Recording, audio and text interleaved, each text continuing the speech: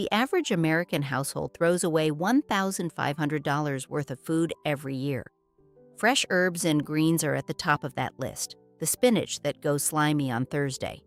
The cilantro that's mush by Friday. There's a fix, and it fits on your windowsill. 10 food crops, small pots, year-round harvest. Number 3 on this list grows back from a cut stem in under a week, indoors, all winter. Number 9 surprised me. I'd grown it outside for years and never knew what it does in a confined pot. One pot can outlast 20 store-bought bunches. Here's which ones to start with, and exactly how.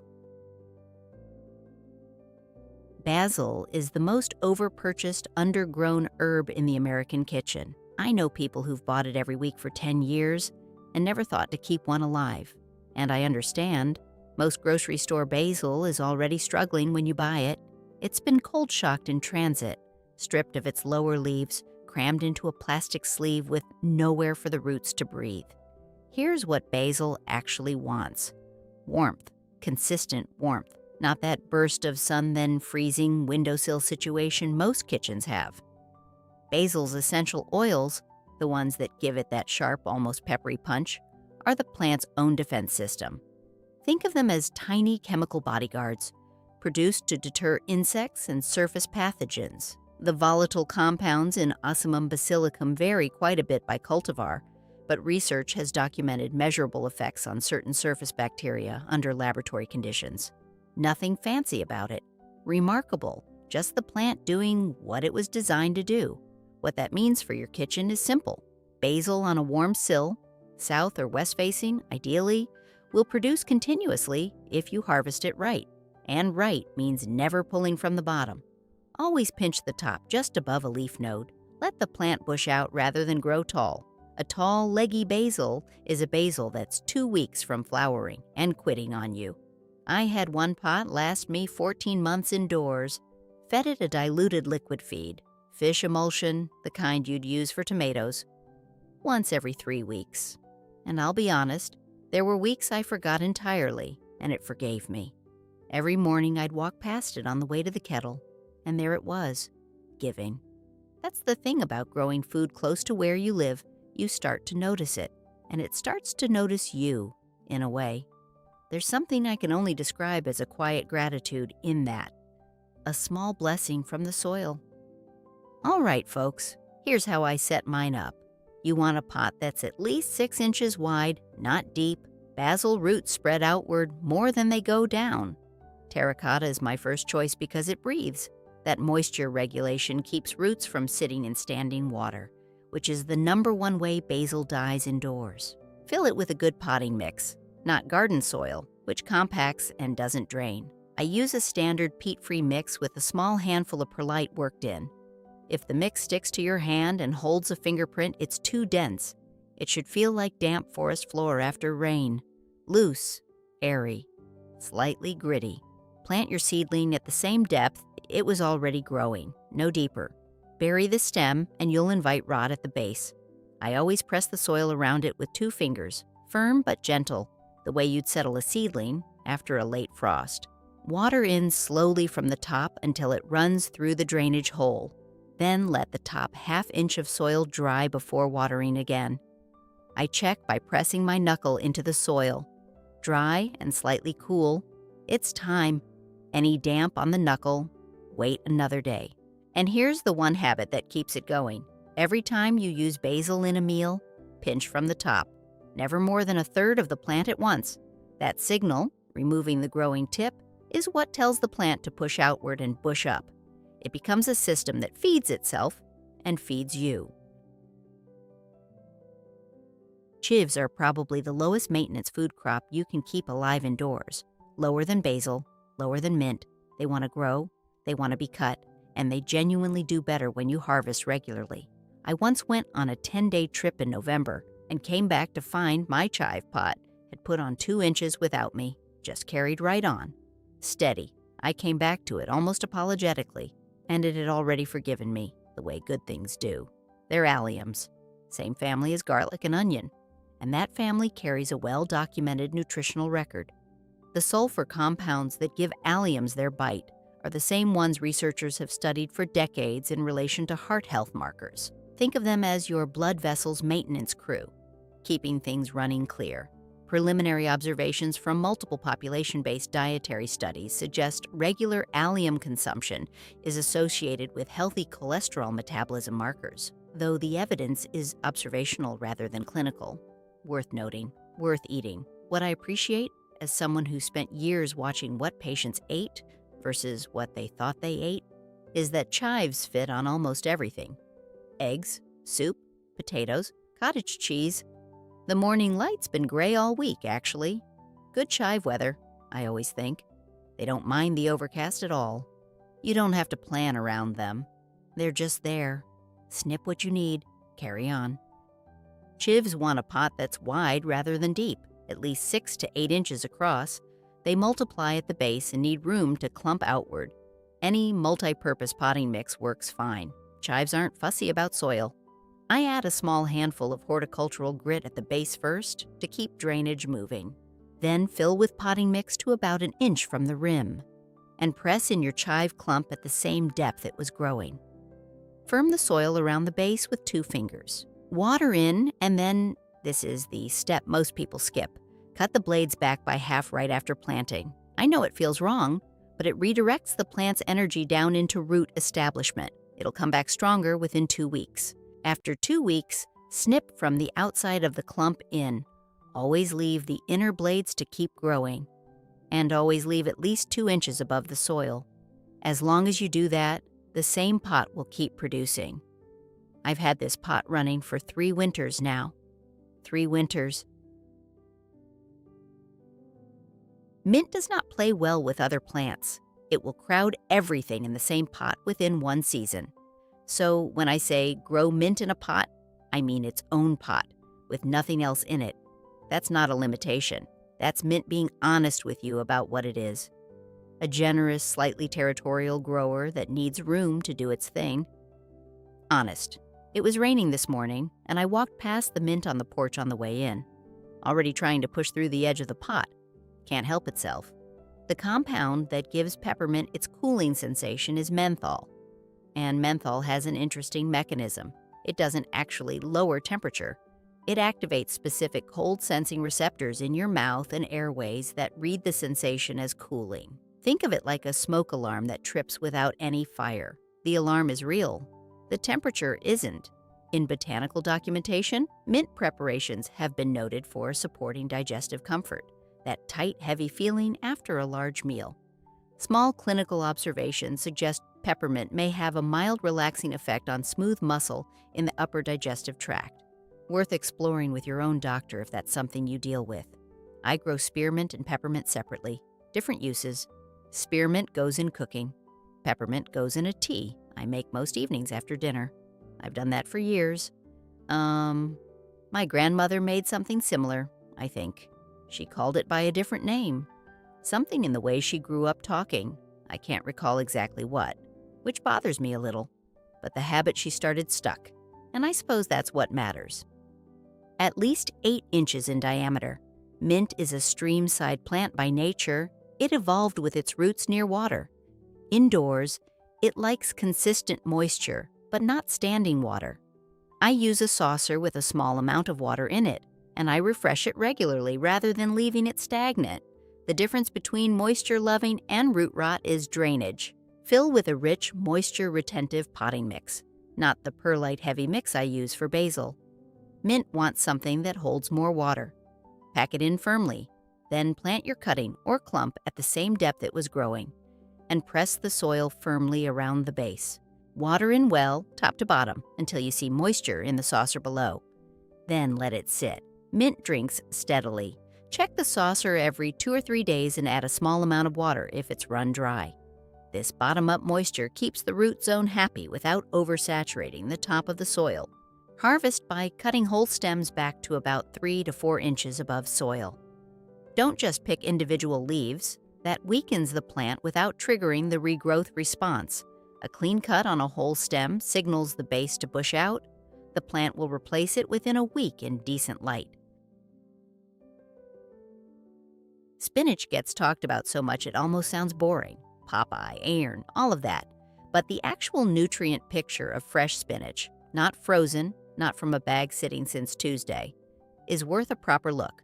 What spinach has in quantity is folate, and folate is one of those nutrients your body uses constantly, in the background, without ever announcing itself. Think of folate as your body's copy editor. Every time a cell divides, and that's happening constantly right now, folate is checking the work, making sure the new copy reads correctly. When it's running low, the errors accumulate slowly and quietly. Fatigue is often one of the first signs. This isn't fringe theory. The USDA documents that 100 grams of fresh raw spinach delivers approximately 194 micrograms of folate, about 49% of the recommended daily value in a single serving. Now, spinach is not a summer crop, folks. This is the thing most people get wrong. Spinach bolts in heat, throws up a flower stalk, and turns bitter the moment temperatures climb. The reason it's on this list is that it thrives in the exact season most things won't cooperate, autumn through early spring. A cool sill, lower light, and it'll keep giving. Well, I have a trough of it going right now on the north-facing sill in the mudroom. Barely any direct light. Temperatures have been dropping at night, and it just keeps putting out new leaves. God's timing on these plants is better than mine. Everything in its season. Every season with its purpose. A wide, shallow container, a 12-inch terracotta trough, even just 4 inches deep. Spinach roots don't go far down.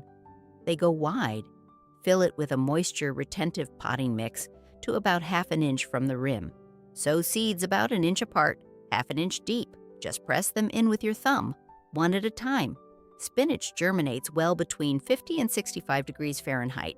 That's 10 to 18 degrees Celsius, which means it'll sprout happily on an indoor sill in October or November when the house is naturally cooler. Water in with a fine, gentle spray, enough to dampen the surface without washing the seeds around. Then keep the surface consistently moist until you see the first seedlings emerge, usually within 5 to 10 days. Once the outer leaves reach 3 to 4 inches, start harvesting, always the outermost, largest leaves first. Leave the central crown completely undisturbed. That's what keeps the plant producing for weeks. I harvest mine like a haircut. Take the edges. Leave the middle alone. If you've ever bought a bunch of green onions and stuck the root ends in a glass of water on the counter, you already know what I'm about to say. They grow back, faster than almost anything you can put in water. What most people don't realize is that with even an inch of potting soil instead of water, that regrowth gets dramatically better. Thicker stalks, stronger flavor, and it keeps going for months. Green onions are alliums, same sulfur compound chemistry I mentioned with chives, but they also bring something often overlooked, vitamin K, in meaningful amounts for such a small, easy-to-grow plant. Vitamin K is what your blood uses to form a proper clot when you need one. Think of it as the signal to the repair crew. Patch this now. The USDA records 207 micrograms of vitamin K per 100 grams of raw scallions, nearly double the standard daily recommendation in a single handful. Worth growing, I reckon. There's a generosity in these little alliums, the way they give back from scraps, from almost nothing. I think about that sometimes. A small, quiet abundance.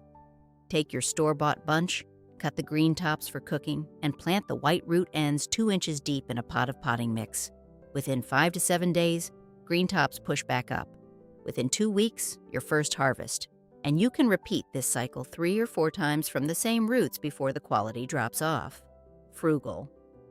Take the white root end section of your store-bought green onions, the bottom 2 inches, roots intact if possible. Don't throw these away.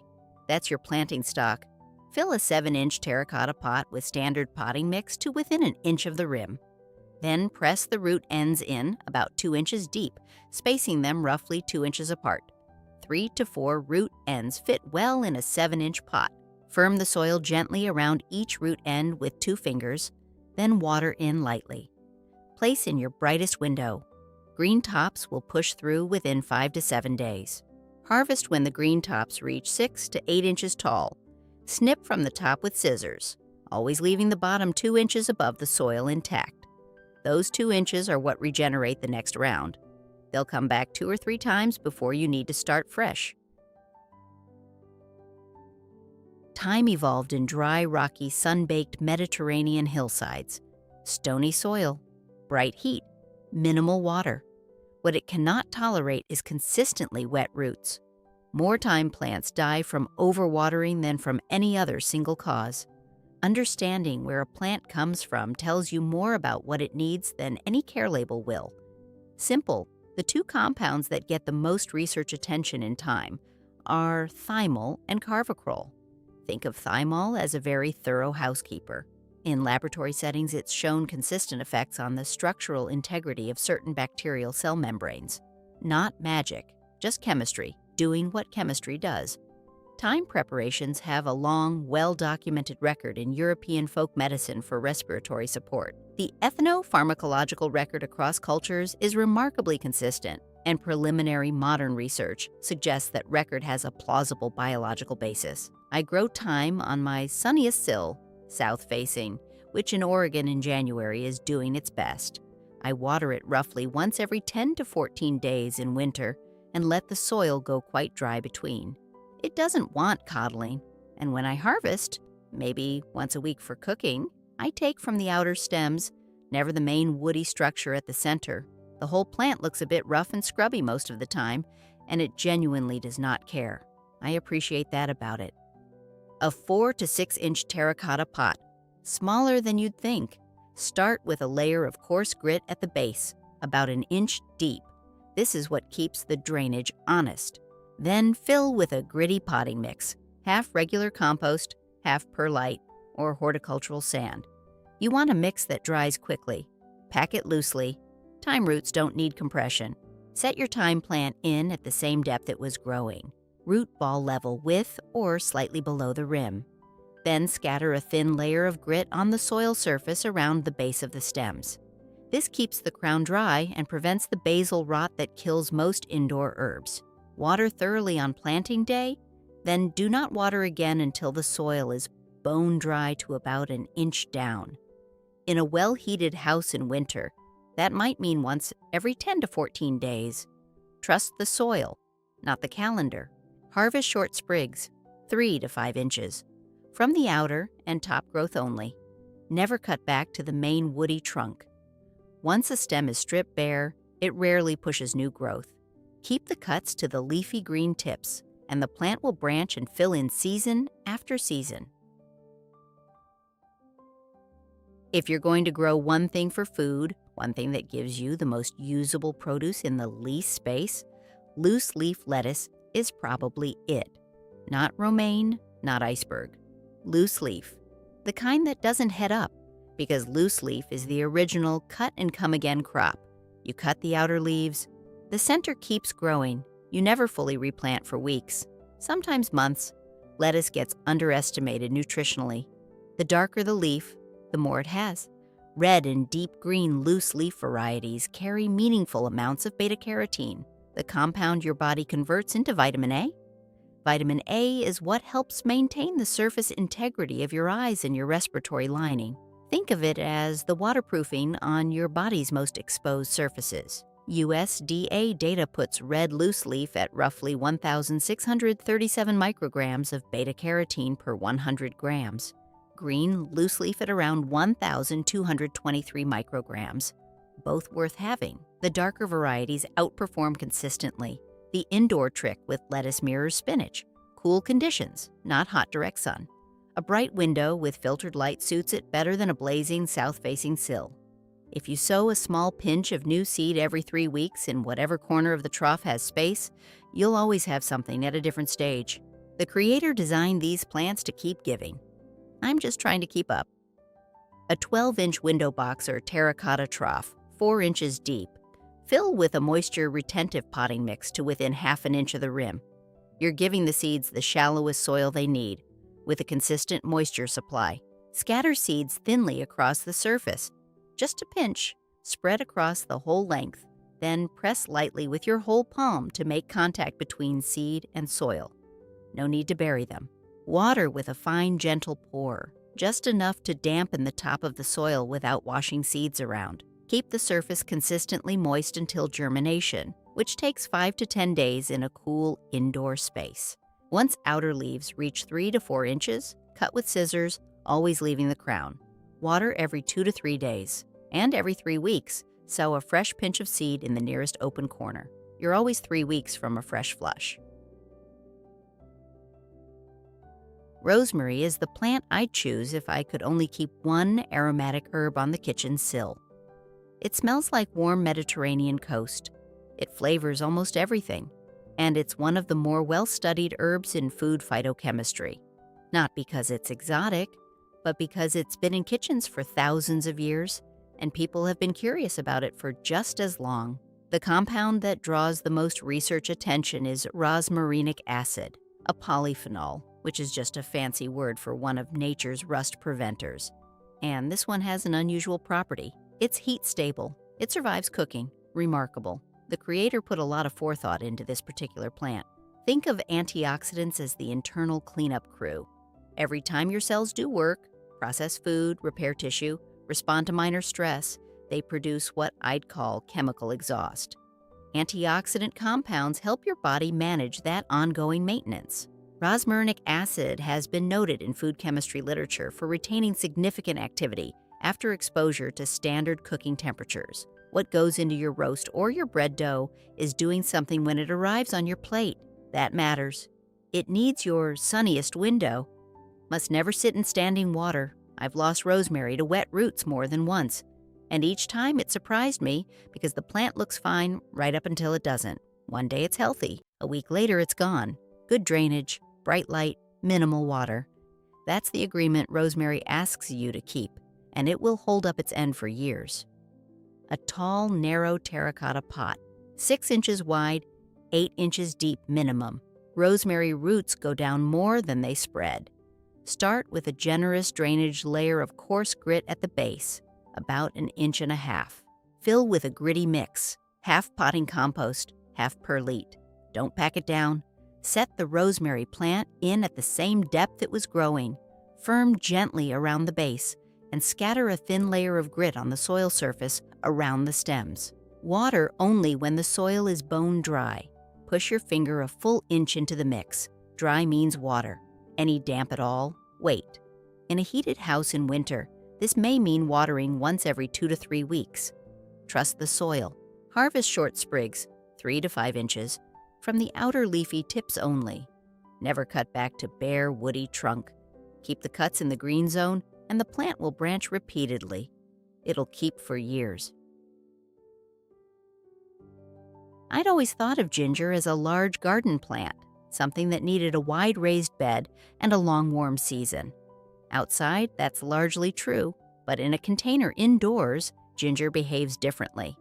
The root system constrains itself to the available space. The plant stays compact, and what you get from even a modest pot over a full growing season is more rhizome than you'd expect, genuinely more than what you planted. The primary bioactive compound in fresh ginger root is 6-gingerol. It's been studied seriously in the context of nausea, particularly pregnancy-related nausea and post-operative and chemotherapy-associated nausea, and several randomized controlled trials have documented positive outcomes. Think of gingerol as a gentle moderator for the signals between your stomach and your brain. It doesn't override anything. It seems to help quiet the communication that's gone out of balance. There's also early evidence it may help calm some of the body's internal irritation, the kind of low-level background heat that accumulates over years. The clinical picture there is still developing. Preliminary. The ginger in your kitchen and the ginger in these trials are the same plant. Growing it is the slowest process on this list. You plant a piece of fresh rhizome from the grocery store, one with visible growth buds, those little rounded nubs, and it takes 3 to 4 weeks to push a shoot. Then it grows quietly through the warm months, mostly underground. But the harvest is worth the patience. When you lift the pot after 6 to 8 months, the rhizome you find is 2 to 3 times the size of what you planted. The Creator put something patient and generous in this root, something that rewards waiting. Choose a piece of fresh ginger from the grocery store with visible growth buds, those pale, slightly rounded nubs on the surface. The more of those you see, the better the planting stock. Avoid anything shriveled or very dry. Use a wide, shallow pot, 10 to 12 inches across, 4 to 6 inches deep. Fill with rich, moisture-retentive potting mix using a narrow garden trowel. Fill to about 2 inches from the rim. Press the rhizome just below the surface. An inch of soil above it is enough. Buds must face upward. If the buds face down, the shoot has to fight its way around before it can emerge. Cover with just an inch of soil. Then water in gently with a slow pour from a ceramic pitcher. Keep the pot somewhere genuinely warm. Ginger doesn't want cold drafts or the chill off a single-pane window. A spot above 65 degrees Fahrenheit at all times. At the end of the season, when the leaves yellow and die back, that's your harvest signal. Dig gently with the trowel around the edges. Work inward gradually. Take what you need and set aside a piece with buds to replant next year. Parsley is the most underestimated plant on this list. I'm convinced of it. It shows up as a garnish and gets pushed to the edge of the plate, but 2 tablespoons of fresh parsley delivers a concentrated package of vitamins K and C that would surprise most people. We use it as decoration, and it's genuinely one of the more nutrient-dense things we could be growing, overlooked. The vitamin C in flat-leaf parsley is particularly high for a leafy herb. The USDA records approximately 133 milligrams per 100 grams of fresh flat-leaf parsley. A raw orange comes in at roughly 53 milligrams per 100 grams. Now, you're not eating 100 grams of parsley at a sitting. But if it's growing fresh on your counter, you're using more of it more consistently than if it's a limp bunch in the crisper. And consistent, small daily amounts of quality vitamin C are how your body prefers to maintain the collagen. It's constantly rebuilding in your skin, your joints, your vessel walls. Parsley is biennial, designed to live 2 years. First year, leaves. Second year, flower stalk, seed, and it's done. For kitchen use, you want it firmly in year 1.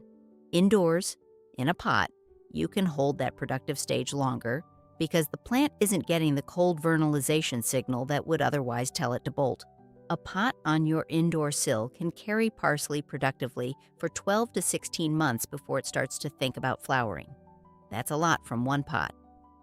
Parsley has a deeper taproot than most people expect for an herb. Use a pot that's at least 8 inches deep. A standard 6-inch wide, 8-inch deep terracotta is what I use.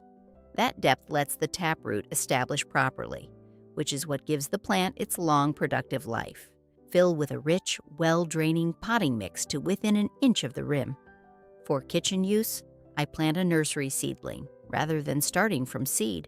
Parsley seed is famously slow to germinate. Old folks' saying is that it goes to the devil and back 7 times before it sprouts, which isn't far off. A seedling gets you harvesting weeks faster. Transplant gently. Disturb the taproot as little as possible. Lower the seedling into the hole and firm soil around it with 2 fingers. Snug but not compacted. Harvest outer stems first, from the outside of the plant, never the crown. Cut at the base of the outer stem with scissors, clean and flush. The crown stays intact, and the plant keeps pushing new growth from the center outward.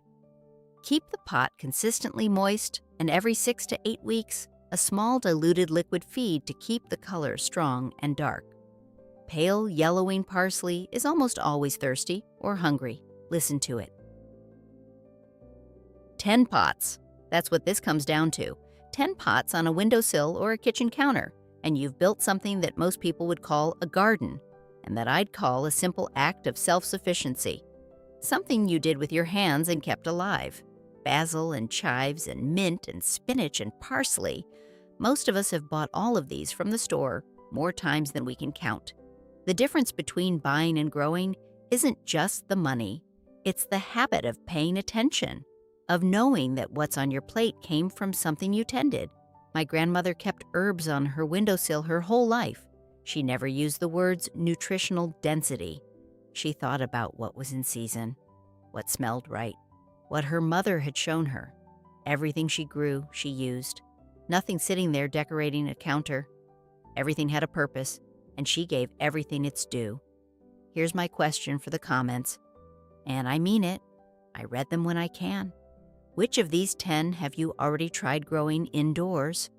And if you've lost a pot, which one? And what do you think went wrong? Was it the watering? The light?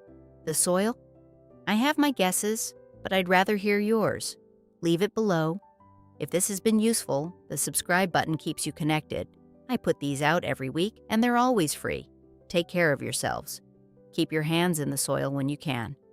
And God bless you.